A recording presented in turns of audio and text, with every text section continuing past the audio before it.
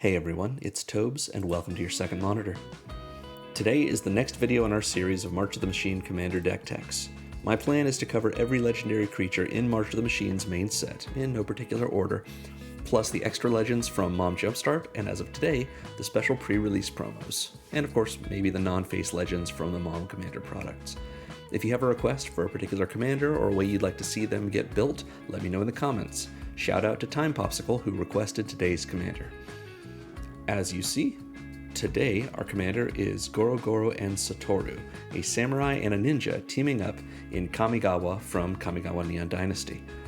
They're shown here in art by one of my favorite magic artists, which is Johannes Voss, and I just think it looks great.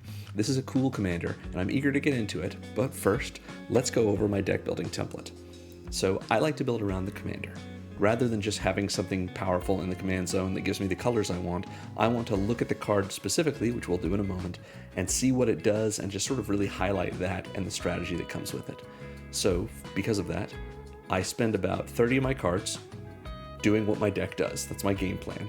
And another 30 cards approximately evenly split between draw spells, ramp spells, and removal spells, or things that'll do something like that. These are not, again, hard and fast numbers, it's just where I begin, but I like to try and stick to this as much as I'm able to. Often I will run one or two Wraths, sometimes more if it goes into my game plan, sometimes, like today, none at all, just because I want to be able to get my creatures out there and hopefully avoid the Wraths. And then I run 38 lands, or thereabouts, so that I can always hit my land drops. So, let's talk about Goro-Goro and Satoru. Goro-Goro and Satoru is a 3-mana Grixis commander. It is a 3/4 Goblin Human that says, whenever one or more creatures you control that entered the battlefield this turn deal combat damage to a player, create a 5/5 red Dragon Spirit creature token with flying. And, for 1 and a red, creatures you control gain haste until end of turn. So, Goro-Goro and Satoru is kind of a haste commander. We want to be able to hit with creatures that enter the battlefield this turn because it lets us get our dragons. And we want dragons because dragons are cool. Who would build a deck with no dragons if they had the option? So Goro-Goro and Satoru is all about trying to either give our other creatures haste or have them come in with haste already and somehow make them unblockable, somehow give them evasion of some sort. And we have a few different ways of doing that. But the whole idea behind them is swinging in, making some dragons. So generally, it seems like this deck often gets built as a ninjas deck.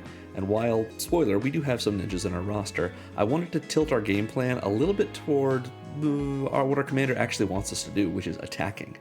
Preferably with doing multiple opponents, because it says, whenever one or more creatures that enter this turn deal combat damage to a player. So the 1 or more means we only get 1 dragon when we hit each player. So if we can hit multiple opponents, we'll be able to get multiple dragons in the turn. It doesn't really matter even how much damage we do, since we're rewarded with our 5/5 dragons, just that we get in with fresh creatures every turn. We can win in subsequent turns with our Flight of Dragons. So that's why I built this deck to care about hasty tokens rather than dragons. We want to get in quick, get our dragons, and sometimes get out so that we can get in again next turn. We also care about saboteur triggers, which is what we call those when this creature deals combat damage to a player abilities. We have a bunch of ways to reward ourselves for getting in beyond just filling our skies. What could it be? It's a mirage. We're scheming on a thing. That's sabotage. So our deck does a few different things, and because of that, our game plan is split in a few different categories, all of which have overlap with each other and with the support cards. Don't be surprised when you see like 20 sources of haste, and over 15 sources of tokens, and more than 20 sources of evasion. It all works together to ensure our commander is able to keep imagining dragons every turn. So we're going to start by going into what I mentioned first, which is haste. We have a lot of different ways of giving our creatures haste or having creatures that just have haste. You're going to see a sort of matrix of our cards in our game plan here. We'll start with Blade of Selves, which is just a fun card. For 2 mana, we get an equipment that equips for 4. and that equipped creature has Myriad. Myriad shows up several times in this deck. Myriad means whenever the creature that is equipped with this attacks, for each opponent other than the defending player, we make a token copy of that creature that's already tapped and attacking a different player. So if we attack with a creature with Myriad, we're now attacking with that creature. We're attacking every one of our opponents with a duplicate of that creature. And at the end of combat, we will exile the tokens that the Myriad ability creates. So this doesn't give us tokens that are immune to the legend rule. So if we put this on our commander, it's not that helpful, but maybe we have some kind of situation we might want to use that for. Generally though, we'll want to put this on things that are hasty, things that are evasive, or things that are both, so that we can get in and either force our opponents to make some trades, hopefully, or get into at least one opponent, hopefully all three opponents, and get that many dragons once we hit. Speaking of Myriad, we have Corporeal Projection. Corporeal Projection is a really cool card from the Clue set. It's 2 mana in Izzet colors. It's a sorcery that gives one of our creatures Myriad until end of turn, but we can overload it for 3 double blue and double red, so that's every one of our creatures. Now again, that's not super helpful for our legendary creatures like our commander, but we might have quite a few other creatures, and so getting a lot of tokens that come in, that gives us the ability to hit just everyone with everything. And I do want to make it clear, if it wasn't clear from me talking about Blade of Selves, these tokens that come in entered the battlefield this turn, so they will count for Goro-Goro and Satoru's trigger of creatures that enter the battlefield this turn doing combat damage to a player. Next up, we have Loyal Apprentice. This card's great. For 1 and a red, we get a 2/1 Human Artificer with haste, so we can just get in with it. But also, at the beginning of combat on our turn, if we control our commander, we make a 1/1 colorless Thopter with flying that also gains haste. It doesn't go away at end of turn if it dies, or if it doesn't die rather. So we just get a free Thopter, which also has haste. So even if we can't attack with the Apprentice, we can attack in the air with a Thopter. We might be able to get in for one of our opponents that doesn't have any flying or reach blockers, and we're going to be able to keep our Thopter and get a dragon out of it. Next up is one of our first unblockable creatures. This is Neither Traitor. Neither Traitor from Time Spiral Remastered is double black for a 1/1 spirit with haste and shadow. Now, I'm calling shadow unblockable because generally people aren't playing shadow creatures, and if they are, they're playing them to be unblockable, but it's not technically unblockable. It can only block or be blocked by creatures with shadow. Regardless, it's a hasty 1/1 that is probably unblockable, and it says whenever another creature is put into your graveyard from the battlefield, you can pay 1 to return Neither Traitor from your graveyard to the battlefield. So Neither Traitor can keep getting in if you need it to. Maybe you attacked with Blade of Selves, you put it on the Neither Traitor, attacked in with Myriad, maybe it got in with one of those tokens, or both of those tokens, but not all 3 because they decided to lightning bolt it after it attacked, which is a crazy time for them to have timed their removal spell, but that's fine. You can just bring the Neither Traitor back once another creature of yours goes to the graveyard. Now that won't count its Myriad copies because those are exiled, but I'm sure there's going to be a way we can get it back.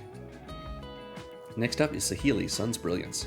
For a blue and a red, we get a 2/2 Human Artificer, gorgeous, with 1 ability. For a red and a blue and tap, we make a token that's a copy of another target creature or artifact we control, except it's an artifact, and it gains haste and sacrifices it at the next end step. So that sacrifice trigger is a good way to get the Neither Traitor back, since this doesn't just give us the ability to cast it again, it lets us pay 1 and just bring it back. Saheeli is a terrific way for us to get hasty creatures if we already have ones that are evasive on the battlefield and we need a way for them to be both evasive and hasty. Like maybe we've got the Neither Traitor out, it comes in, it attacks. Next turn, it could still attack, probably unblockably, but it didn't enter this turn, unless we make a copy of it with Saheeli and then the copy entered this turn and has haste and is mostly unblockable. So that's generally our play pattern with Saheeli. Now we have the Detective's Phoenix. I think Phoenixes are really fun, and I went through several of them in this deck, which I should mention, as usual. If you go down to the bottom of the Moxfield page, you'll see the Considering section. I think I have 99 cards in there for ways you can alter the deck to make it a different budget, to go with a more focused strategy, or a more diverse one, to make it less of a budget deck. Generally the easiest way to spend more money on a deck and make it better is to increase the land base, or rather enhance the land base, which we'll talk about later in the video. But a lot of other cool cards down there, including a couple of Phoenices. But I stuck with the Detective's Phoenix, because for 2 and a red, you get a 2/2 Phoenix with flying and haste. So it's evasive, it's hasty, it slams in, and maybe we get a dragon off of it. But also, it has Bestow for a red and Collect Evidence 6. Collect Evidence means exile cards from your graveyard with a total mana value of at least 6. If we bestow this, it is an aura on the stack, and it enchants a creature and gives that creature +2/+2 flying and haste. So if we've got a bunch of high mana value cards in our graveyard, then we can, or a bunch of cards that are low mana value but they add up to 6, we can bestow the Phoenix on something else that's just come in that maybe doesn't have haste. We let it fly in and hit, and if that thing dies, the Phoenix will fall off and just become a 2/2 haste. Now, it's not going to be able to attack and get the dragon off of it, because it will have already been part of the attack of whatever it was enchanting. But, for example, maybe we try and bestow it on, let's say, Saheeli, and they lightning bolt Saheeli in response. Well, the Phoenix won't just fizzle as an aura, it'll enter the battlefield as a creature, and now we've got our 2/2 flying haste creature anyway. We can also, best of all, cast Detective's Phoenix from our graveyard by bestowing it. So we're sort of escaping it with it coming in as an aura. Lots of cool, fun things we can do with Detective's Phoenix. Frostcleave Siege is one of the several cards we have in this deck that gives our creatures haste. It doesn't have to, because we've got some great flexibility with it. So it's an enchantment for 1, a blue and a red, and as it enters, we choose Jeskai or Teamer. Generally, we're going to choose Teamer, because Teamer gives all of our creatures +1/+0, trample, and haste. We want to be able to have all of our creatures enter hastily, and being able to have a little bit of evasion in the form of trample, plus that +1/+0 to add to the trample, is terrific. But maybe we already have a source of everything you control has haste. In that case, we might want to choose Jeskai, which says, whenever one or more creatures you control do combat damage to a player, draw a card. This is kind of the same trigger as Goro-Goro and Satoru, although it doesn't require the creature to have entered the battlefield this turn. So in that, if we do damage to an opponent with one of our creatures, we draw a card. If we do damage to our opponent to one opponent with 2 creatures, we still only draw 1 card. But if we do damage to multiple opponents, doesn't matter how many creatures hit each one, we'll draw 1 card per opponent hit. So the flexibility here is really helpful, even though generally, like 9 out of 10 times, we're going to be choosing Teamer when this comes down. Next, we have the Infantry Shield from the Tarkir Dragonstorm Commander product.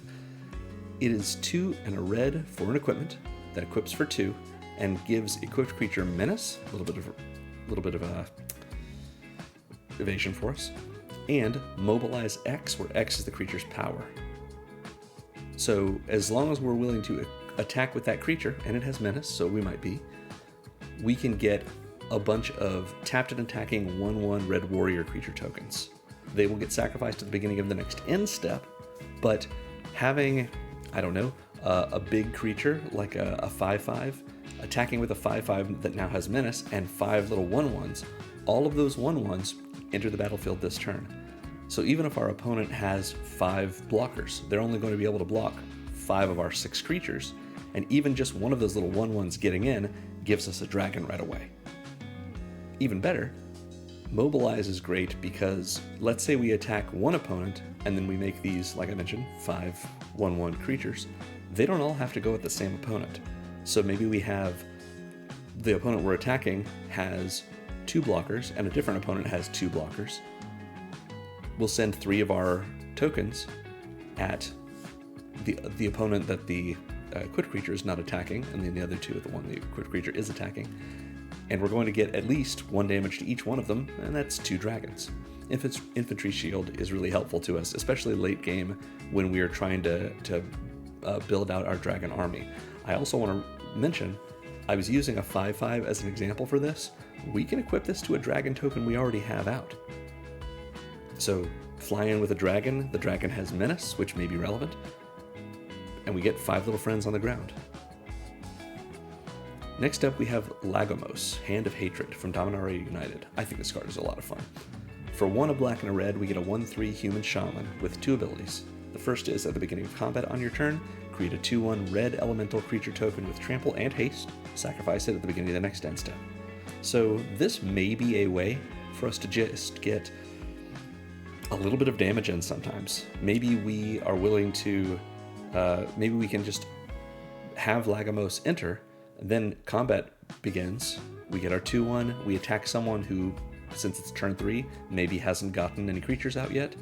We just get in for a little bit of damage.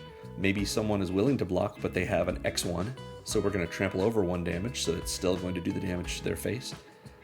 And generally, it's a 2/1. Who cares about blocking a 2/1 unless you just have something that you're willing to risk? Maybe we hold up some mana, we're in Grixis colors, so it's scary. And they say, I'll just take the damage from the 2/1, and that 2/1 becomes a 5/5 because we get the trigger off of it. It enters the battlefield every turn, so we just get something from this. But the second ability is also interesting, because as you can see in this deck, we're trying to go wide with our surprise little friends, and if we're making a bunch of little friends, we might have a bunch of little friends die. Lagomos, who themselves is not attacking, says, for tap, we can search our library for a card and put it in our hand and shuffle if, and only if, 5 or more creatures died this turn. Those don't have to be our opponent's creatures. Those can be our little tokens, but it could be a combination of our opponent's creatures and our creatures. So we lose a bunch of tokens, maybe in the form of the attack step. Maybe we have a whole bunch of tokens that are just getting sacrificed during our end step. Then, after those have been sacrificed during the end step, we activate Lagomos and Demonic Tutor. This is just a strong ability that I don't think is going to come up that often. I think the first ability is just good on its own. But if this happens once during your turn, during a game, you get the card you need most in that moment, you've gotten all the value out of Lagomos you need. Next up is one of our ninjas. It's Prosperous Thief, which in either art you get, they are stealing a fish, and I think that's great. Prosperous Thief is 2 and a blue for a 3/2 human ninja with ninjutsu. Ninjutsu for 1 and a blue. So ninjutsu means you can pay 1 and a blue, and as an additional cost to this ability, return an unblocked attacker you control to your hand in order to put this card on the battlefield tapped and attacking. The same, So this is something worth understanding. Combat, a creature is not blocked or unblocked until the declare blocker step. Once your opponent has had a chance to declare blockers, if they choose not to block one of your creatures, that creature is now unblocked. Unblocked is not something a creature simply is all the time until it's blocked. It has to be in the declare blocker step or after, and it has to be, your opponent has to have not blocked it. That's all we really care about. This is notable because there are cool ninjutsu tricks, like ninjutsuing a creature in after combat damage during the end of combat step. It's still in combat, it remains unblocked, still possible. But generally in this deck, what we care about doing is attacking in. Maybe we are attacking with something that is unblockable, and when it doesn't get blocked, before combat damage, we ninjutsu the Prosperous Thief in. That means we pay 1 and a blue, we return the unblocked creature to our hand, put the Prosperous Thief in, tapped and attacking, and it hits when we go to combat damage. Prosperous Thief also is one of the couple of creatures we have in this deck that cares not just about itself doing damage, but about any ninjas and rogues doing damage. So, the Thief says whenever 1 or more ninja or rogue creatures deal combat damage to a player, we make a treasure token. So this is a little baby bit of ramp, but it's still a creature that entered the battlefield this turn, even if it entered during combat. So we're also getting a dragon out of it, just bonus value here. And how many ninjas and rogues do we have in the deck? We have 6 rogues, other than, just 6 rogues. And other than this ninja, we have 7 others. So lots of different ways that we can get more treasure. Now it's 1 or more, so no matter how many we have hit 1 player, we're only getting a treasure, but it's a player. So if we have ninjas and or rogues hitting multiple players, we're gonna get multiple treasures. The general way this is going with these triggers. Prosperous Thief is a lot of fun. Star Athlete is an interesting card in this deck from the Duskmourn Commander product. For 1 and double red, we get a 3/2 human warrior with menace, so a little bit of evasion, that says, whenever this attacks, choose up to 1 target non-land permanent. One of our opponent's permanents. Its controller may sacrifice it. If they don't, Star Athlete deals 5 damage to that player. So this lets us choose something that our opponent has that's really threatening. It does not have to be the defending player. If we are attacking with the athlete, we can attack opponent A and choose, the Panharmonicon or the Door to Nothingness, whatever it may be on opponent B's board. Opponent B's playmat, I should say. They can either sacrifice it or just take 5 damage. 5 damage is a hit from a dragon. So when we think of our game in terms of someone needs to take 8 hits from our dragons in order to die, this is 1 fewer hits they have to take. Or they can just lose their permanent. Maybe we choose something that's not such a big deal, but it is synergistic. Or maybe we say, I'm going to attack. I'm going to choose, you say to opponent A, I'm going to choose the permanent you wish me to when this trigger goes off. That other opponent, whoever controls it, is still going to get the option. But if I let you choose, or if I choose this thing that is clearly causing you trouble, what will you give me for it? Maybe you leave me alone for a turn cycle. Maybe that's not that much of an option or an offer in the politicking of Commander, but it is something, and if someone's in the right position, they might go for it. In addition to all that, Star Athlete has Blitz for 3 and a red. Blitz means we can pay 3 and a red as an alternate casting cost, and Star Athlete will come in, it will have Haste, and then whenever it dies, we draw a card. And also we have to sacrifice it at the next end step. So if we only want it for a moment, but we're willing to give it Haste, or if we wanted to have Haste and we're willing to have it for just a moment, we can pay 1 more mana. That's a little bit easier to cast. Get it in, it has Menace, it will get its attack, assuming we attack with it, and attack trigger, and we'll be able to either do our little politicking, maybe get someone to sacrifice their permanent, maybe do 5 damage to someone, even if this thing doesn't hit. But if it does hit, we also get a dragon off of it, and then when it dies, which it will either way, we get to draw a card and it replaces itself. I think Star Athlete is a lot of fun and just a lot of different ways you can play with it. Urabrask's Forge, on the other hand, there are extra things you can do with this, but it's just so straightforward. 2 and a red for an artifact that says, at the beginning of combat on your turn, put an oil counter on this, and then make an X1 red Phyrexian Horror creature token with trample and haste, where X is the number of oil counters on this. Sacrifice that token at the beginning of the next end step. So, assuming we play this during our pre-combat main, the turn it comes down, we get a 1/1 with trample and haste. We'll sacrifice it during the end step. The next turn we get a 2/1. Next turn a 3/1, next turn a 4/1. They always have trample and haste, and until you get rid of this, it's just going to keep getting counters and keep getting something bigger and bigger. Haste and trample are what we want in this deck. The ability to attack right away and do damage the same turn it came in, and evasion. So a lot of the time, people will trade with this early on, and then stop trading with it later and say, yeah, I'll take 5, 6, 7 damage. I don't want to have to lose my great creatures now that it's later in the game. Which just adds to it, giving us more dragons. Urabrask's Forge is also another source of things that are just getting sacrificed, that are dying during the end step for effects that we care about, like Lagomos' second ability.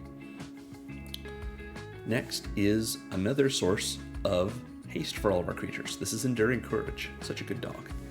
2 and double red for a 3/3 dog Glimmer with 2 abilities.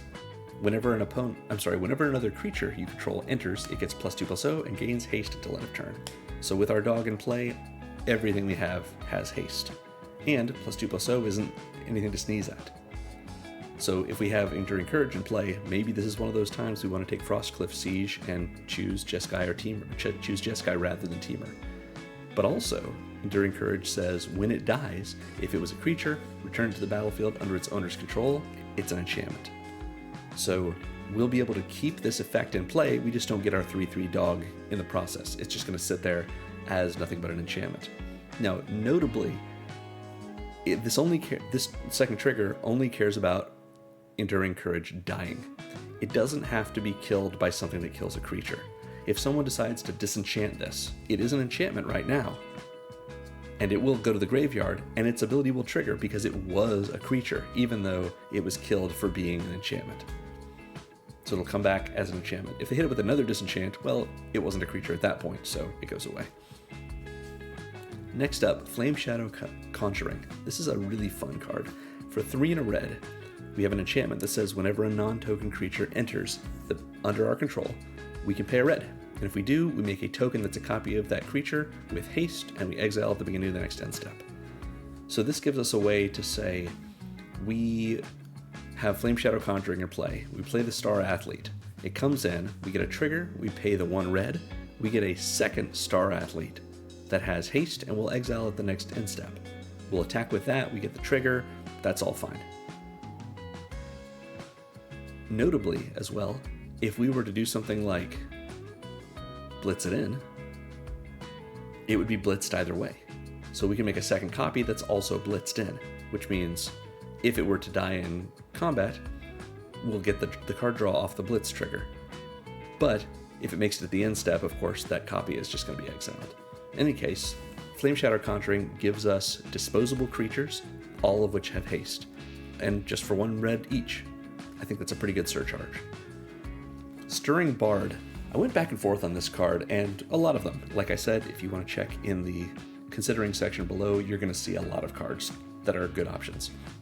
But Stirring Bard is just an interesting choice for this deck, because it is a 3 and a red for a 0/4 defender. It's a Dragon Bard. But it has, when it enters, you take the initiative. Now, if you're not familiar with the initiative, we're going to go take a look at the initiative token and see what this looks like. So the initiative is this. Whenever you have the initiative, if you take combat damage from a creature that another player controls, that player will have the initiative. Now, what does the initiative give you, though? It's whenever you take the initiative, and at the beginning of your upkeep, you venture into the Undercity, which is this dungeon. It's a little map. You'll be able to put a little counter on it, or a little token that you'll be able to have it walk through, and every time you venture into the Undercity, either when you gain the initiative or when you take it from someone else or during your upkeep, you get to move to the next room that you're able to move to from the path you're already taking. So in any case, when Dragon Bard comes in, you take the initiative, and you'll be able to start at the secret entrance, which lets you lay of the land. You search for a basic land, put it in your hand, shuffle, reveal it, of course. So it just draws you a land right then, helping you fix your mana, helping you get a little bit ahead. But most importantly, you have a deck that is all about unblockable creatures, or creatures that are hasty, or rather creatures that are evasive, creatures that are dragons in the air. You have a pretty good ability to defend yourself, especially with those dragons, but also an ability to take the initiative back if it's taken from you. So the ability for you to keep the initiative or to keep getting the initiative is pretty high in this. And the initiative gives you lots of great things you can do to beef up your creatures, hurt your opponents, fix your draws, ramp a little bit, protect yourself a little bit, draw a little bit, make another creature that has evasive abilities, or do incredible things. Thrown to the Dead 3 is always fun whenever you're able to make it work. And most importantly, the initiative sticks around during the game until the game is over. So you're going to get to have a lot more fun as you go, and it's going to keep the game moving. Some people don't love the initiative in other formats. I think it's totally fine in Commander. even if it's a little more complicated than the Monarch. So, we've seen our Dragon Bard. Stirring Bard, rather. It is a Dragon Bard, but it's called a Stirring Bard. Just a solid card in that way, but not just that. We can also tap it to give one of our creatures Menace and Haste till end of turn. So all it requires is that we tap a creature we couldn't attack with anyway, since it's an 0/4 defender, and we take any of our creatures that we want to be able to attack right away and let them do that with Menace. Let's go back to where it's supposed to be. All right. No, that's not even where it's supposed to be. Where are we here? We're in the Haste section. All right. So we just talked about our Stirring Bard. Let's talk about Urabrask the Hidden. This is original Urabrask, a 4/4 Phyrexian Praetor for 3 and double red that just says 2 things. Creatures we control have haste. Creatures our opponents control enter the battlefield tapped. So this is haste, but it's also evasion. Because if our opponent is playing creatures to block us, at least that first turn, they're not going to be able to because they're tapped. Urabrask is really annoying and is another way, just like with our Enduring Courage or our Frostcliff Siege, to give our creatures haste without us having to worry about them coming in with haste or having Stirring Bard, give them haste, that sort of thing, making a token copy of them.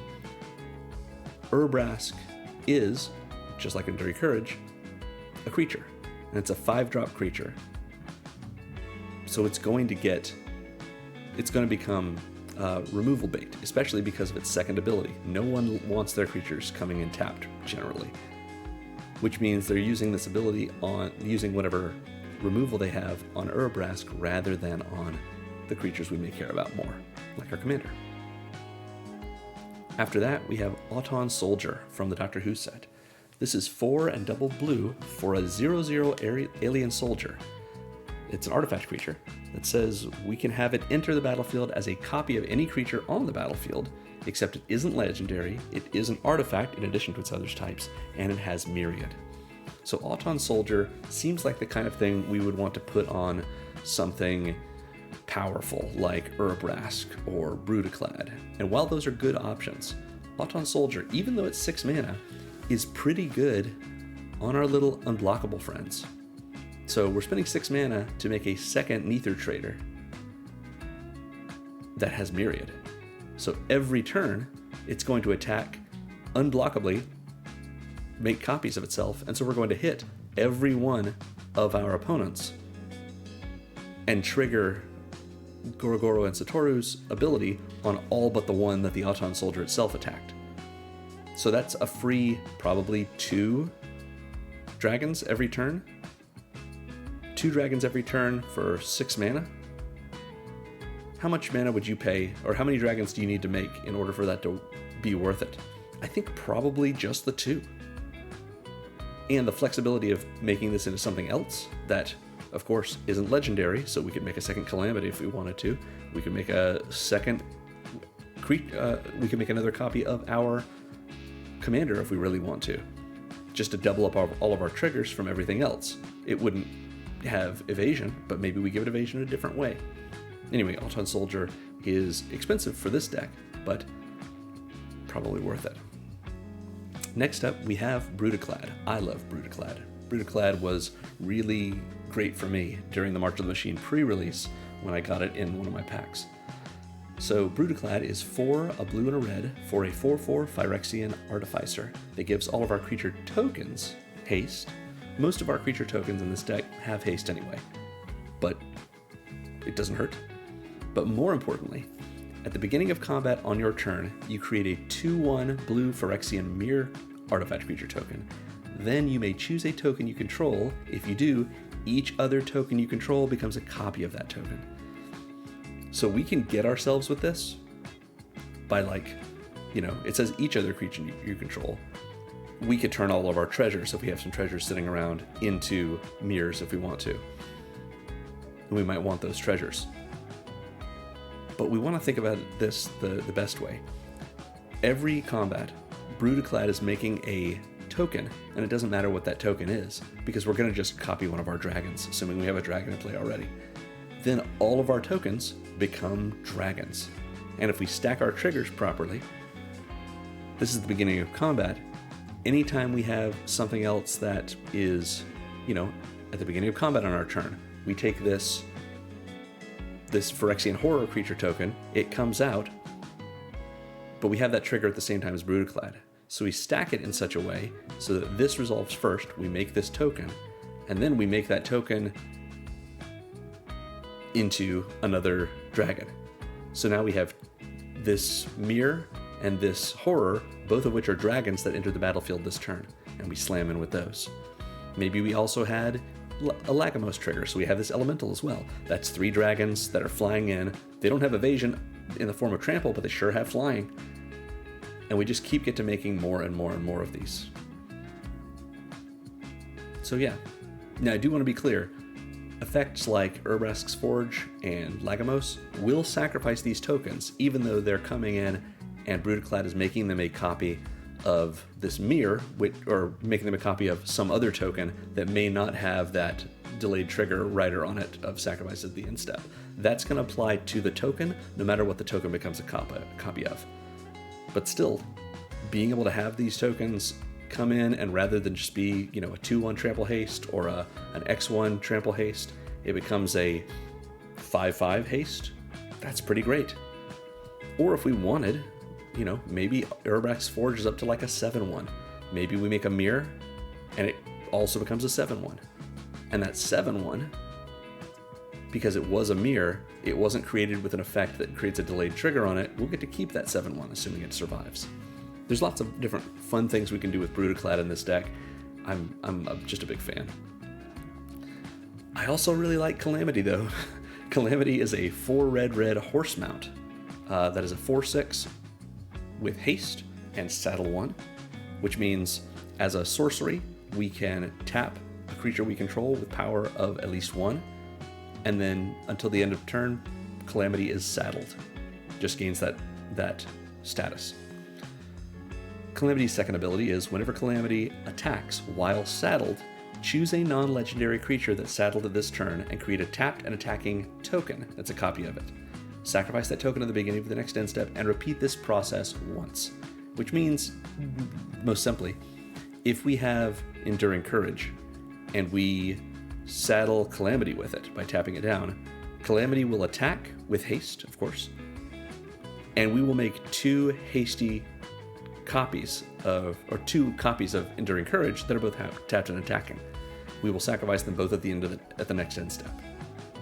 So we get Calamity to attack with haste, and every time Calamity does attack, as long as it's saddled, it's going to make 2 tapped and attacking tokens that enter the battlefield this turn, and therefore can trigger Goro-Goro and Satoru's ability. Calamity is just a lot of fun. Finally, for this section, we have Mirage Phalanx. Mirage Phalanx is just really fun. For 4 red, we get a 4/4 human soldier with Soul Bond. Soul Bond says you may pair this creature with another unpaired creature. When either enters the battlefield, they remain paired for as long as you control both of them. What that means is, let's say we have, Enduring Courage again. Let's say Mirage Phalanx comes in after Enduring Courage is in the battlefield. This has entered, so we can soul bond it with Enduring Courage. Or maybe the Phalanx is already soul bonded with Enduring Courage, and we play our Prosperous Thief. This is an unpaired creature, so it can enter and we can soul bond it with Mirage Phalanx. We can move it around if we want to, move the bond around. They will remain paired as long as we control both of those creatures. As long as the creature that enters, whether it's Mirage Phalanx or something else, is not already paired, we're good. But the important part is, as long as this and the creature it's paired with, as long as they are paired together, both of them create a token copy of themselves at the start of combat each turn with haste, without soul bond, and get exiled at the end of combat. So if we have Mirage Phalanx and Enduring Courage again, and they're bonded, During the start of combat, we're going to make a second Mirage Phalanx and a second Enduring Courage that aren't bonded with anything and don't bond with anything, but they're hasty, and we'll exile them at the next end step. So just being able to get a bunch of additional enters the battlefield triggers if we want that, being able to have just free hasty creatures, that's great. So we might have, Star Athlete. We'll make a second copy of it every turn, so we don't have to attack with the Athlete. We can attack with its copy since it's bonded with the Phalanx. And every time it attacks, it's going to get that removal or damage trigger. Or we get to do the Stirring Bard, and every time at the start of combat, we make a hasty defender. But at least it lets us take the initiative, and we can also then tap it immediately to give something else, Menace and Haste until end of turn. Maybe we're giving Menace and Haste to the Enduring Courage. Maybe we're just giving Menace to the token copy of Mirage Phalanx. That's a 4/4 Menace, that's not nothing. There's plenty of things you can do with this. And as you can see, these 6 drops that we have here, just so much flexibility and so many fun ways that we can approach our game plan and also surprise our opponents with different play patterns each time we go with it. I really like flexible decks like this. So we've talked a lot about haste and getting in quickly. We want to be able to get in at all though. So we're going to talk about evasion. These are our creatures that all have a way to be evasive or a way to make something else evasive. Starting with a really cool ninja, Thousand-Faced Shadow. For just 1 blue, you get a 1/1 flyer. But it also has ninjutsu for 2 blue, so kind of an expensive ninja to ninjutsu in. But if you do ninjutsu it in, it says when Thousand-Faced Shadow enters the battlefield from your hand, so when we use its ninjutsu ability, if it's attacking, which generally will be, we make a token that's a copy of another target attacking creature, and that token enters tapped and attacking. It doesn't say sacrifice it or exile at the end step. We'll keep it as long as it doesn't die. And it probably won't, because Thousand-Faced Shadow enters from our hand attacking as part of its ninjutsu ability generally. Its ninjutsu ability is only usable when it is unblocked. So we're going to introduce another creature that's tapped and attacking after blockers have been declared. So we're going to have something come in and it's definitely going to hit, assuming our opponent doesn't use a removal spell on it right away. It also doesn't have to be tapped and attacking, or doesn't have to be attacking the same creature or the same player that Thousand-Faced Shadow is attacking. It could even go after a Planeswalker, I suppose, or a battle. But in any case, if we have our Shadow enter, or our Shadow ninjutsu in, and we make a token copy of, let's say, the Loyal Apprentice, it's going to come in tapped and attacking someone else. And we'll be able to hopefully get 2 different triggers from Goro-Goro and Satoru, and now we've got dragons. That's the important part of getting these dragons after combat. We had to tap our creatures in order to get in and do the damage, so that makes us feel like we're shields down since our creatures can't block, but we don't need them to block when we have all these dragons to block for us. Next up, we have Baleful Strix. Just a classic, beloved card. I really love this card. It's so simple. A blue and a green for an artifact bird. It's a 1/1 flyer with Death Touch, and when it enters, we draw a card. So if we make a copy of it with Thousand-Faced Shadow, it draws us a card. If we attack with it, bounce it with Thousand-Faced Shadow, and then play it again, we draw a card. If we've given it Myriad, all of those Myriad copies are going to come in and draw us a card.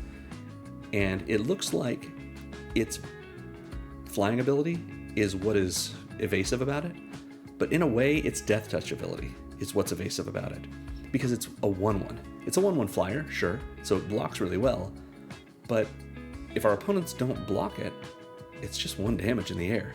And if they do block it, whatever we're hitting is definitely getting killed as well, unless it's, indestructible or something, or they have a trick. So this is a 1/1 flyer that our opponents really don't want to block, and they have to have a flyer or a reacher even to be able to block it.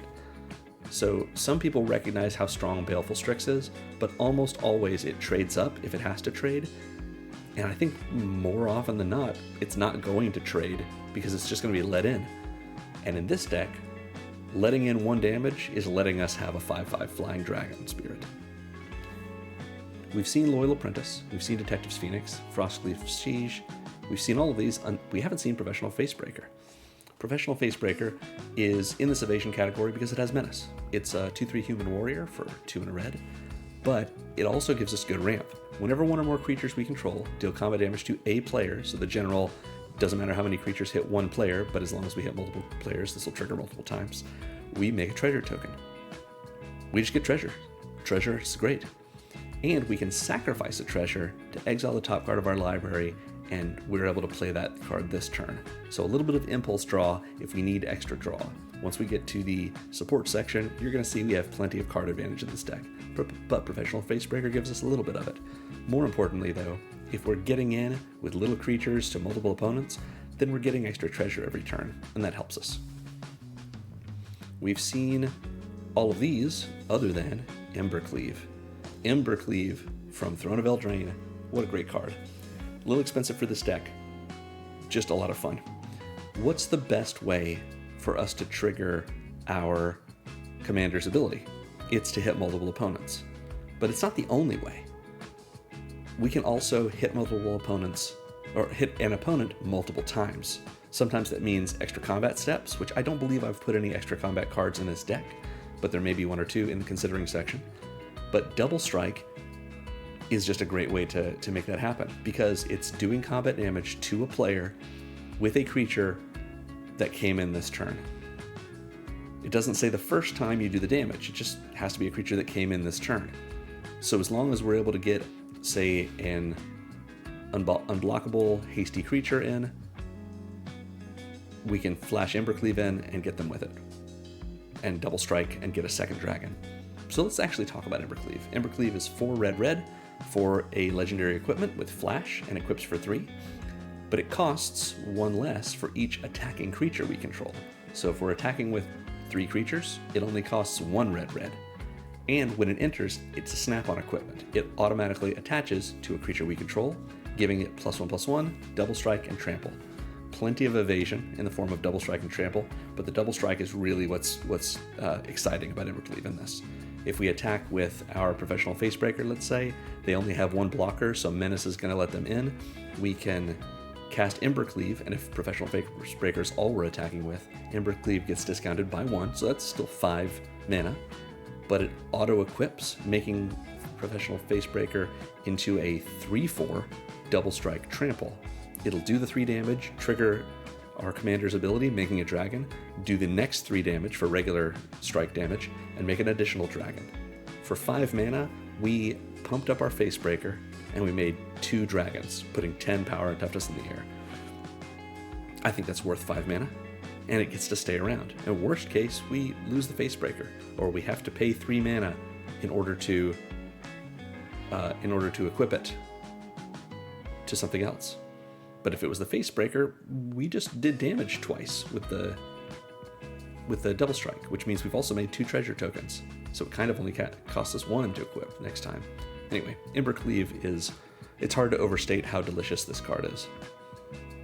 So we've just talked about 12 evasive cards, and I know you're thinking, but didn't I say at the beginning that we might have a lot more evasive cards? Did we see a few cards that are pretty evasive that aren't in this category? That's true, because we have a second evasive category, which is Unblockable.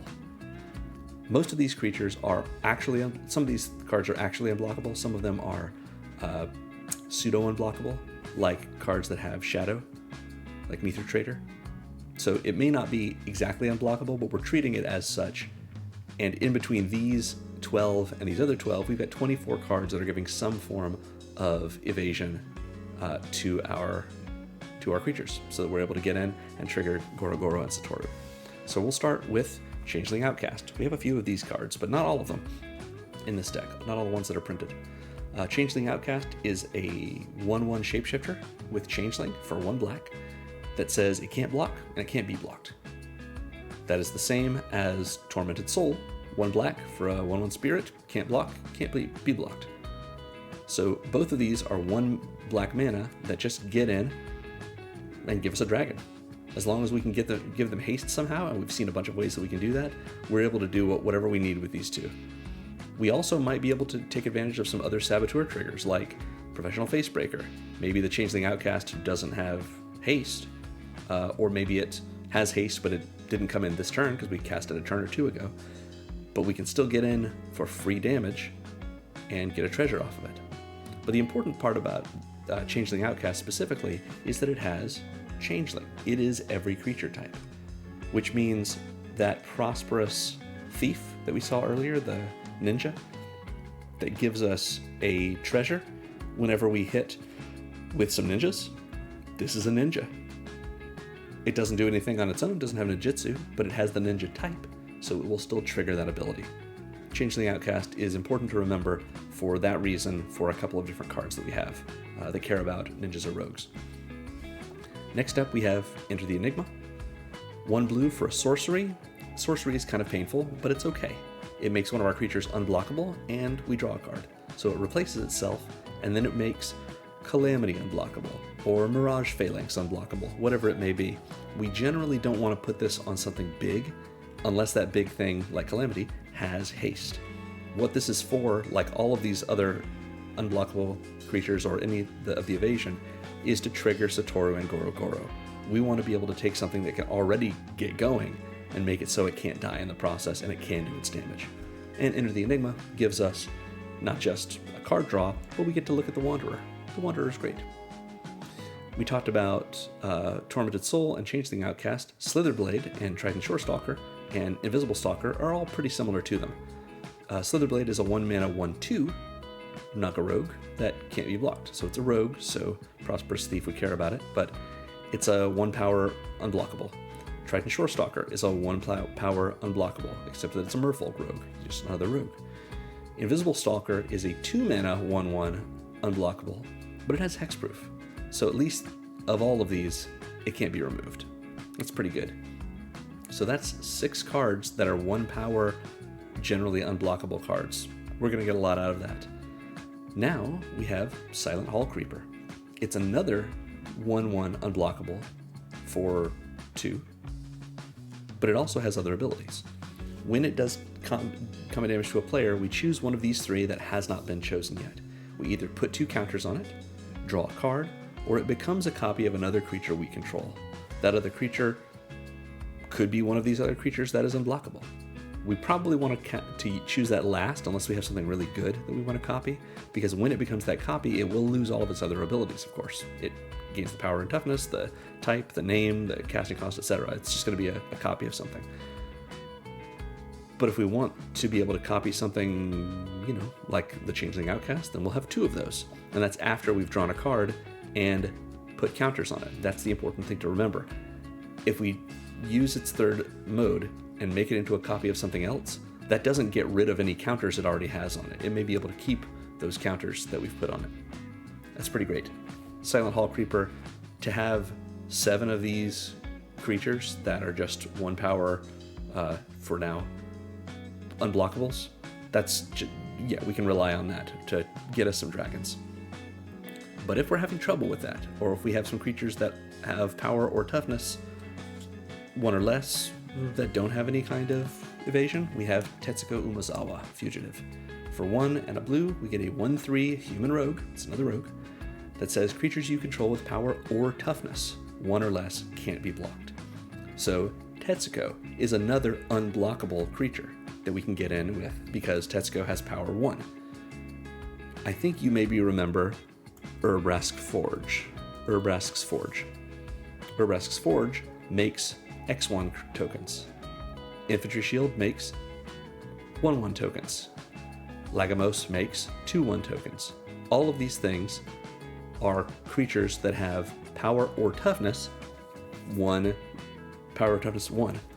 So Tetsuko is going to make them all unblockable.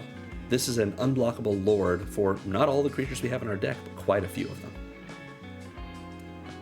If we want to be able to make sure we get in, especially with those tokens that have haste, Tetsuko is a terrific include from original Dominaria set, 2018. So, Allura, Merry Thief, is next from the Baldur's Gate set. 2 and a blue for a 3/2 halfling rogue, another rogue. Whenever we attack, up to 1 target attacking creature can't be blocked this turn. And then we return that creature to its owner's hand at the beginning of the next end step. And she also has choose a background, which we don't have any backgrounds in this deck. That's fine. So Allura means we're going to be able to make one of our creatures unblockable. And if that creature has haste, we'll bounce it.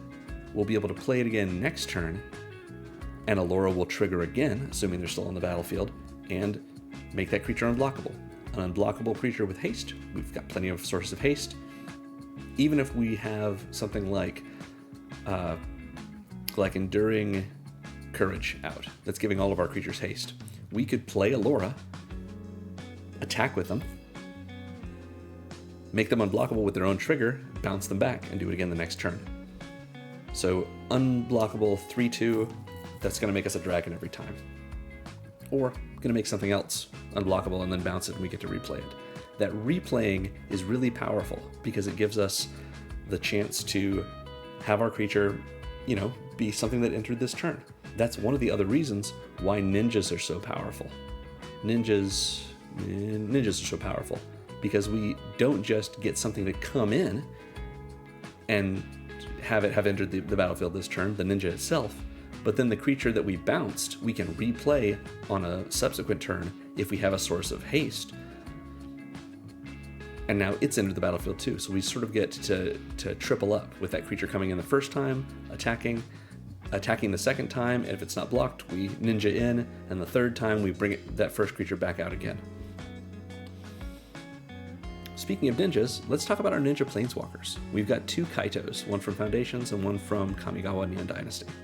So, Kaito Cunning Infiltrator is 1 and double blue for a 3 loyalty Kaito planeswalker with a static ability.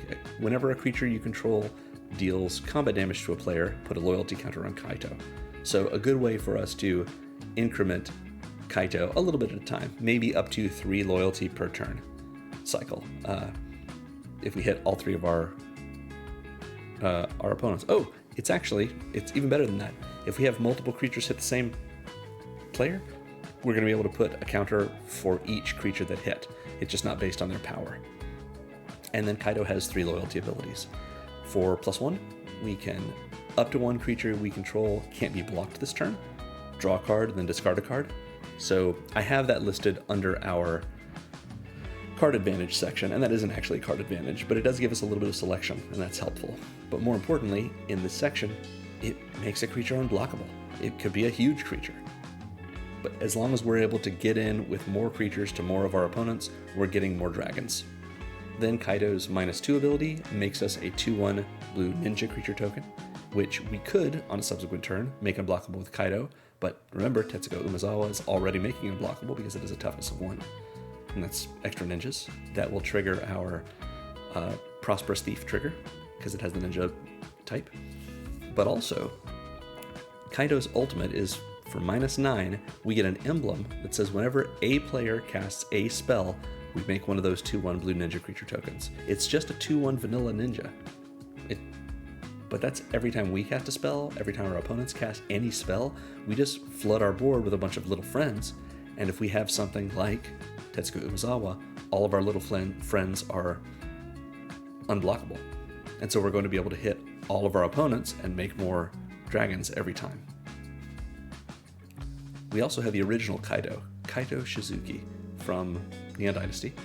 Kaito is 1 a blue and a black for a 3 loyalty planeswalker that says at the beginning of your end step, if Kaito entered the battlefield this turn, he phases out. So we treat him until our next upkeep like he doesn't exist in the battlefield. It just protects him for the first time he comes in. Kaito's first ability is +1, draw a card, then discard a card unless you attack this turn. So a lot of the time, if we're willing to activate Kaito after combat, we can just get free card draw, just a bonus card every turn, since we're going to be attacking with our unblockable or evasive creatures. For a -2, Kaito's ability is we make a 1/1 blue ninja creature token, not quite as good as the other Kaito's ninjas, but it has unblockable. This creature can't be blocked. So that's even better for our purposes than a 2/1 ninja. And then, for -7, we get an emblem with whenever a creature we control deals combat damage to a player, search our library for a blue or black card, put it on the blue or black creature card, put it on the battlefield, and then shuffle. Now, that is a big ultimate. And if we can get to it, it maybe feels weird to be going in and getting a Tormented Soul or an Invisible Stalker or a Changeling Outcast. But that's how we get dragons. That's how this Kaido gives us more 5/5 flyers. Probably a good call is to get Tetsuko, but we have lots of great options for Kaido to use. And this is just a lot of fun if you can get it to go out. And Kaido's just a cool character. So there are other Kaido Planeswalkers. I didn't think they fit this deck as well, but feel free to check into them yourself if you want to take a look at them. So we've seen a big part of our game plan, our haste and our evasive and unblockable creatures. Let's go, before we get into the other cards we have to help us out, to our support sections. We're going to look at card advantage, which I've just shorthanded to draw. Again, not all of this is about drawing cards. So we've seen Enigma, Enter the Enigma, and Baleful Strix, and Neither Trader, which is here because it can come back. So that's not drawing a card, but it gives us a card back from our graveyard. We haven't seen Moon Circuit Hacker, which is very similar to Prosperous Thief, except it costs one less for both its casting cost and its ninjutsu ability. So Moon Circuit Hacker is a 1 and a blue 2/1 human ninja with ninjutsu for just a blue that says when it deals combat damage to a player, we can draw a card, and then we discard a card unless it entered the battlefield this turn. So rather than giving us treasure and triggering on all of our ninjas and rogues, it only triggers on itself, but assuming we have ninjutsu'd it in, we're able to just draw a card for free. That's pretty great. And then if we're able to attack with this somehow, maybe we've got it flying somehow, or menace, or it's unblockable thanks to Tetsuko Umezawa, we could always use another ninja to ninjutsu this back out, and then before damage, ninjutsu it back in. We flip it back to our hand, put a different ninja into play, and rather than letting that do damage, ninjutsu this back in, and now it has entered the battlefield this turn because it's a new game object, and we draw another card. Generally, it's a trick that you don't see happen a lot, but for a cheap ninjutsu cost like 1, that's pretty great. Next up, we have Roiling Dragonstorm. I have all 3 of the different Dragonstorms that are in this color combination in this deck, and I think this is the only one that really makes the cut if we're trying to keep our game plan rolling, but it is a pretty good option. So check out the black and the red ones as well. But Roiling Dragonstorm is just 2 mana. It's 1 and a blue for an enchantment that says when it enters, draw 2 cards and discard 1 card. So it gives us a little bit of selection. We maybe get a card that was already in our hand out and get 2 fresh ones. But it also says whenever a dragon we control enters, return this enchantment to its owner's hand. Like I mentioned at the top of the video, we don't have any dragons in this deck, but we're making an awful lot of dragons. We're imagining these dragon spirits up from our commander. So whenever we get one of those dragon tokens, we can bounce this to our hand, and either that turn or a later turn, we can replay it to draw 2 and discard 1 again. We've seen the Silent Hall Creeper and the Detective's Phoenix, which of course is a card advantage because we can cast it from our graveyard. But we have Dragon's Hoard. Dragon's Hoard is a card you don't see in a lot of decks that don't have any dragons in them. For 3 mana, we get a mana rock, an artifact, that when it enters the battlefield under our control, we put a gold counter on it. And then we can either tap it to... it's whenever a dragon enters the battlefield under our control, we put a gold counter on it. And then we can tap it to remove a gold counter to draw a card. We can also just tap it for 1 mana of any color. So it comes in for 3 mana, and we could tap it right away to just draw a card. But it's also just a mana rock. It's a mana lith that fixes our mana for us however we need it to. Dragon's Hoard pays us off beyond just making those dragons whenever we do make those dragons. So if we get in and we get to do a little bit of our Saboteur damage from, let's say, Neither Trader, we'll make ourselves a dragon, assuming it came in this turn, and that dragon will give us a gold counter, and we can use those gold counters to either right away or later draw cards. We've seen Frostcliff Siege. Now let's talk about Grazilax, Illithid Scholar, from Adventures in the Forgotten Realms. For 1 and double blue, we have a 3/2 horror that says, whenever a creature you control becomes blocked, you may return it to its owner's hand.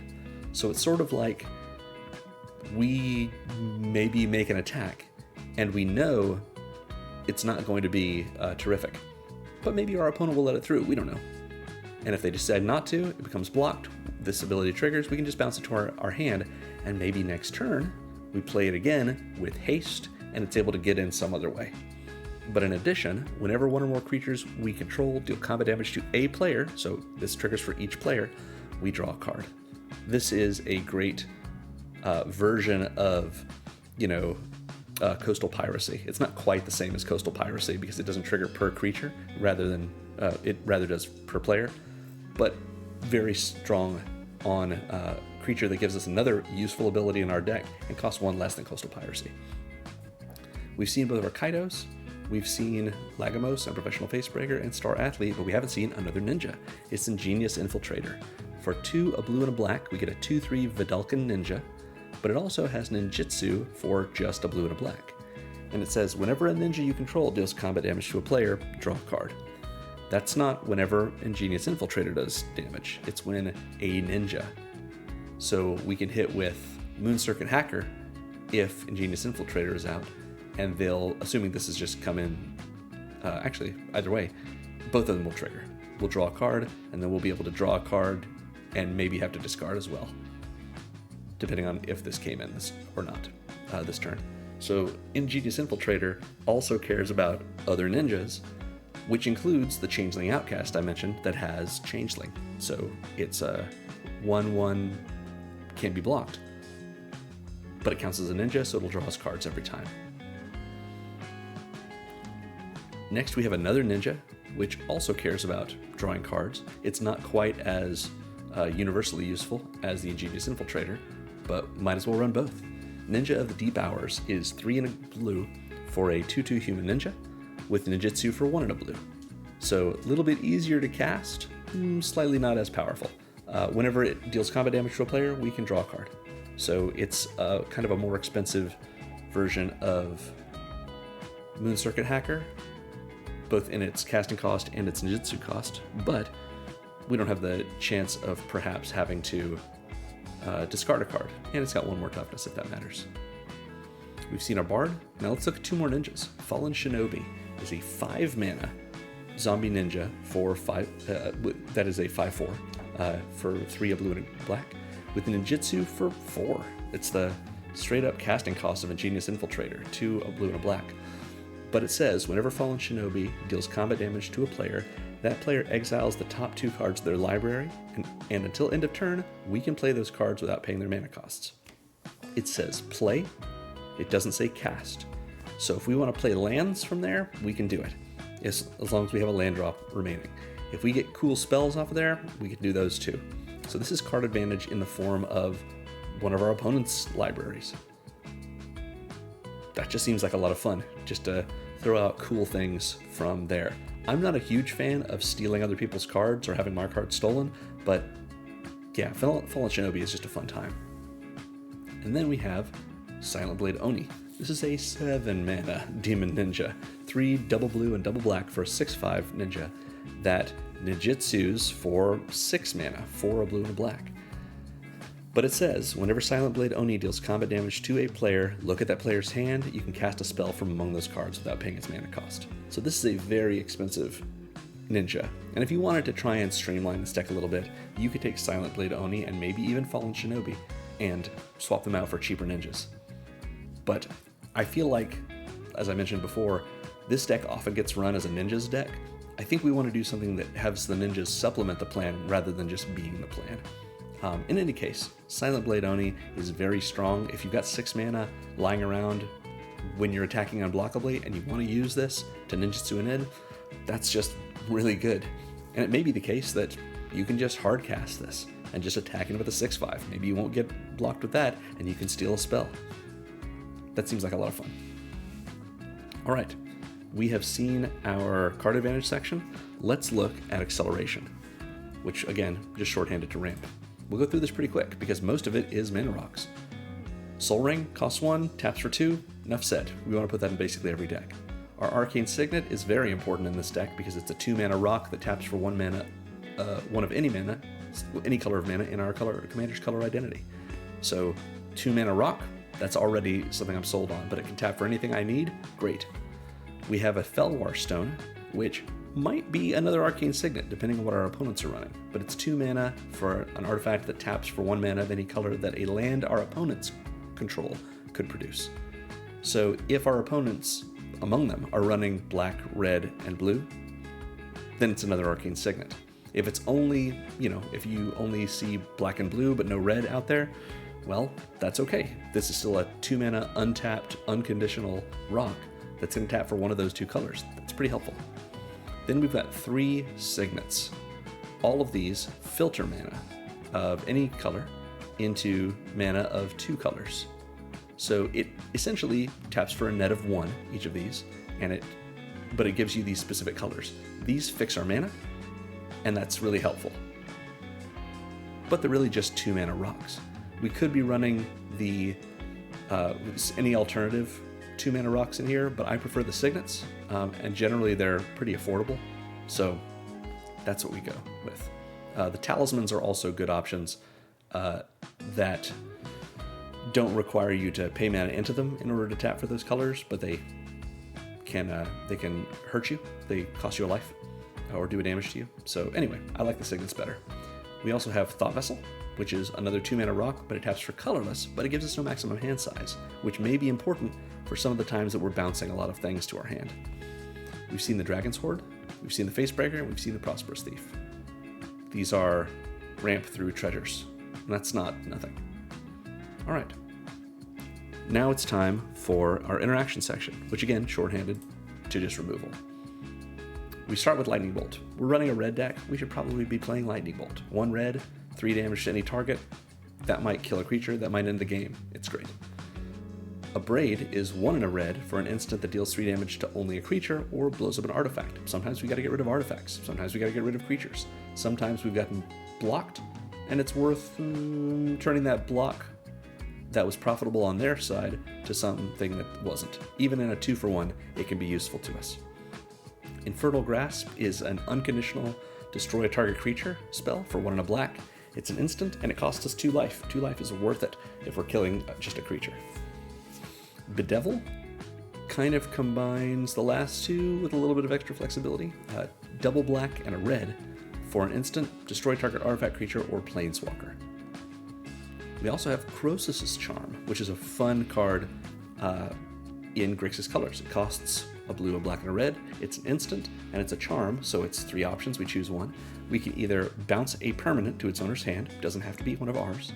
We can destroy a non-black creature and make it so it can't be regenerated, or we can destroy an artifact. We want to get a creature, we want to get an artifact, or we want to bounce something. We might want to bounce something of our opponents. Maybe they've got something indestructible we can get rid of. We might want to bounce something of ours, so we can either save one of our creatures, or maybe during an opponent's instep, we bounce one of our creatures so we can cast it and haste it in next turn and get another trigger off of our commander. We've seen Star Athlete.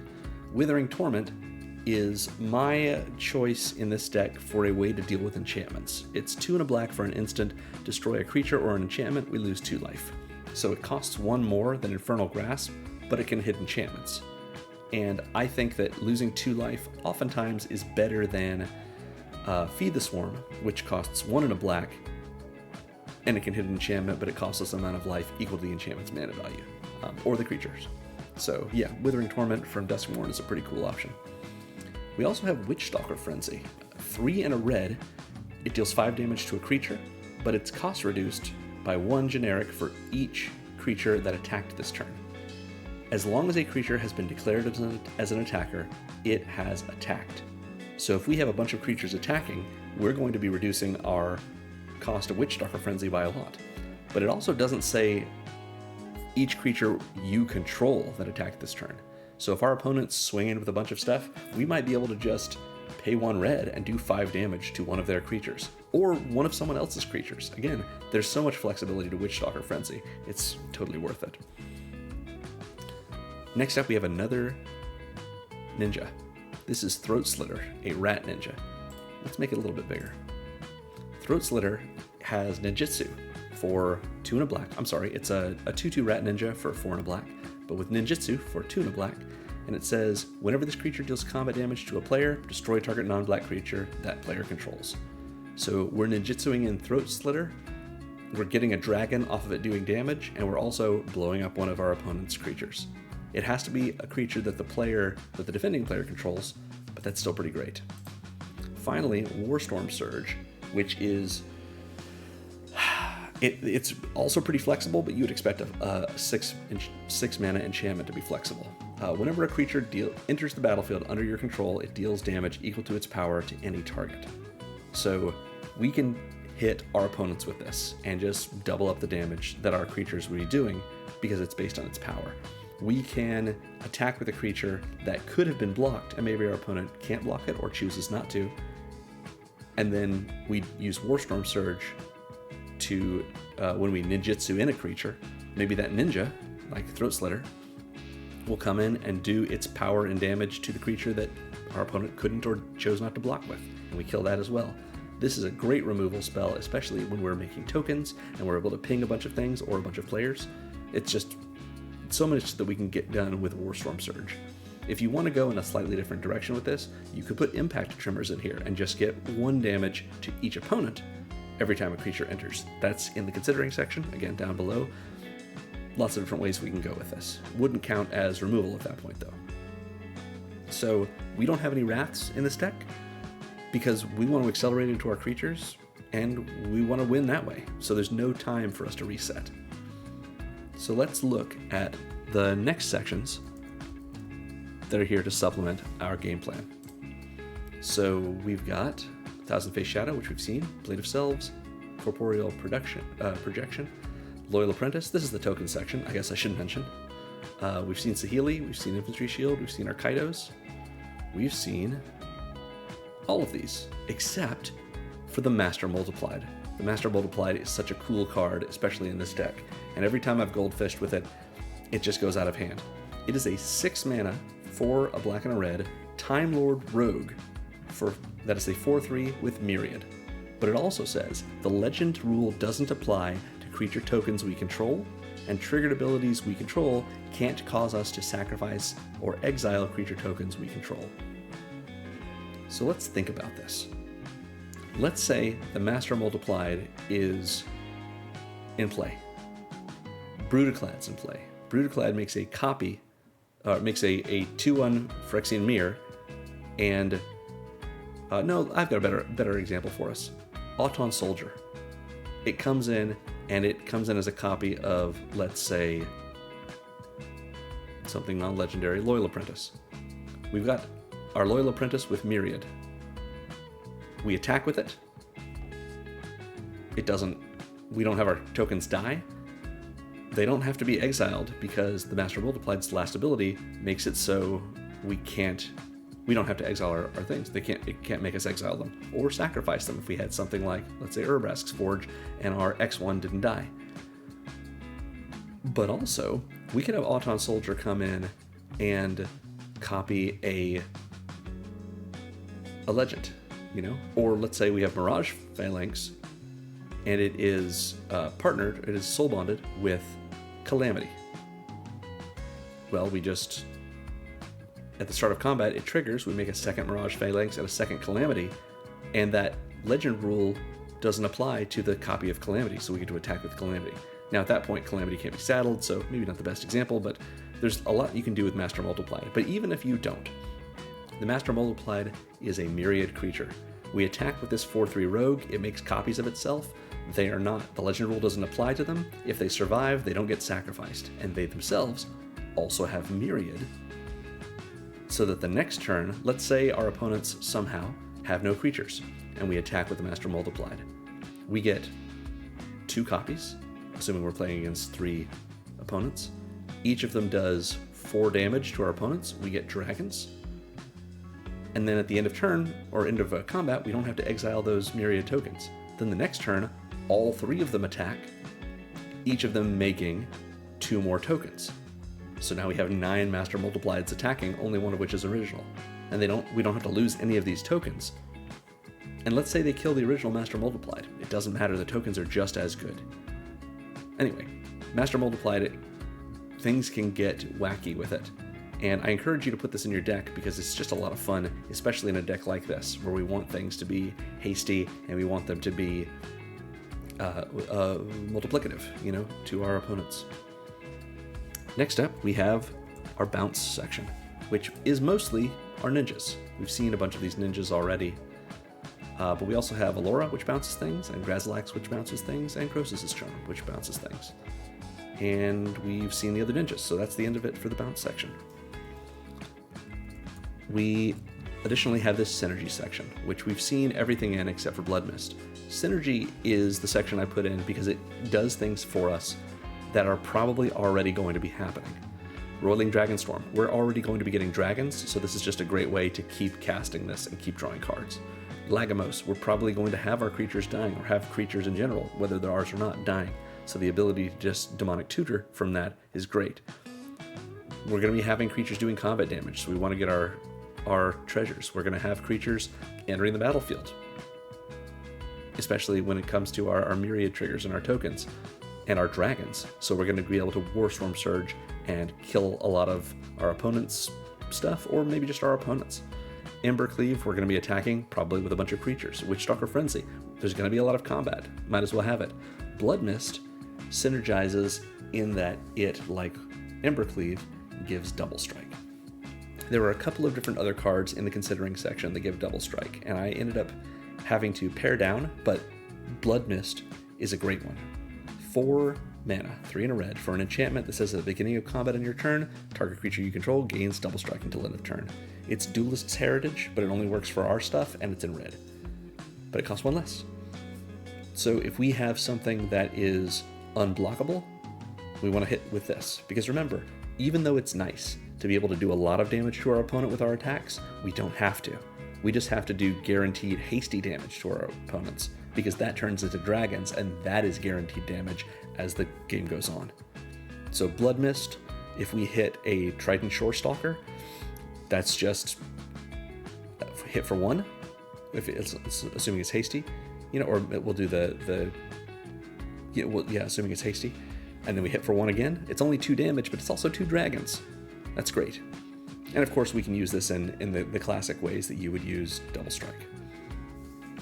So that is pretty much the deck. Let's take a look at our lands and see what our land base looks like, just to sum it up.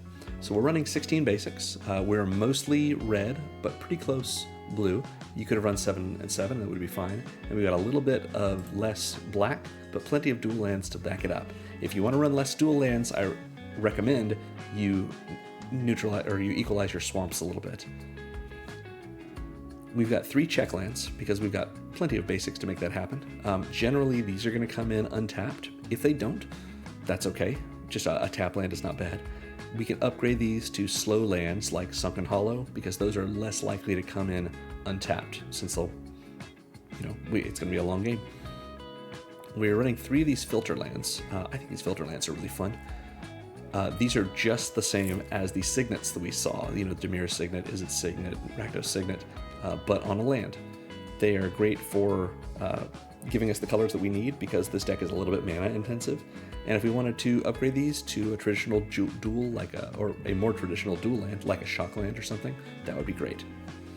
We're running 7 fixing lands. So as usual, we've got Command Tower, because it comes in untapped and gives us any of our colors that we need. We're running Path of Ancestry, because it comes in tapped, but it still gives us all of our colors. And if we use that mana on a creature that shares a type with our commander, we scry 1. That includes our commander, but our commander is a human goblin. We only have 1 goblin, and that is our commander. But we have 13 humans, including our commanders. That's 12 more creatures we could be casting off a Path of Ancestry, getting a little bit of a scry. We are also running Exotic Orchard, which is just Felwar Stone on a land. Maybe we'll be able to get something useful out of it. It might be an untapped dual at worst, or maybe even equivalent to a basic. That's all right. Temple of the False God, because we need a lot of mana. So even though this is it's a little bit slow, it's also a soul ring, so I don't mind that, a soul land. And then we've got our 3 soft fetches. Evolving Wilds and Maestro's Theater will find us any of the basics that we need. Seething Landscape can do the same while also being able to tap for colorless, or late game, we can just cycle it. If you wanted to upgrade this section, we could throw in a Fabled Passage maybe in place of Evolving Wilds, or even side grade into something like a Myriad Landscape, which would give us a little bit more ramp, even if it would be in 2 of the same color. But if we need to fix our mana, maybe that's a good choice. We are running all 3 pain lands that we can for this color combination, because a little bit of damage doesn't matter if we are able to power out our dragons faster. We have 3 scry lands, these temples, which we could upgrade to surveil lands if we want to. I don't know that surveil lands are necessarily better for us in this deck. We don't have a lot of things that really care that much about our graveyard, beyond maybe Detective's Phoenix and maybe something else. But tap lands that give us a little bit of card selection, that's not terrible. Just like a tri-land in the form of Crumbling Necropolis, it comes in tapped, and it taps for all of our colors. So it's just a slightly worse Path of Ancestry, but it's essentially, again, another command tower. That's great. And of course, we could upgrade this to the Triome in Grixis colors, which is Xander's Lounge. Last of all, we have 2 utility lands. Demolition Field, it deals with lands that our opponents have that are non-basic, that are problems for us. Your Maze of Ith, your Labyrinth of Scophos, things that stop our attackers from actually being able to attack and do their damage. And Rogue's Passage, which does the opposite for us. It can, if we have to, and we're desperate for evasion, we can make one of our hasty creatures unblockable with it. So yeah, our curve looks like this, because we have a lot of creatures that are small that we want to do quick things with, and plenty of things that are big and exciting that can supplement us later on. And this is our color balance. So like I mentioned, just slightly more red than blue, and if you want to equalize it a little bit, adding a little bit more black production would be helpful. So that about sums it up. Again, I'm making a deck for each of the March of the Machine legends. So let me know in the comments if you'd like to see a specific commander or a different style of the deck, a particular style of the deck for that commander. Thanks again to Time Popsicle for requesting this one. And thanks to everyone for watching. Make sure to like, subscribe, and remember, magic is fun. You should play more Magic.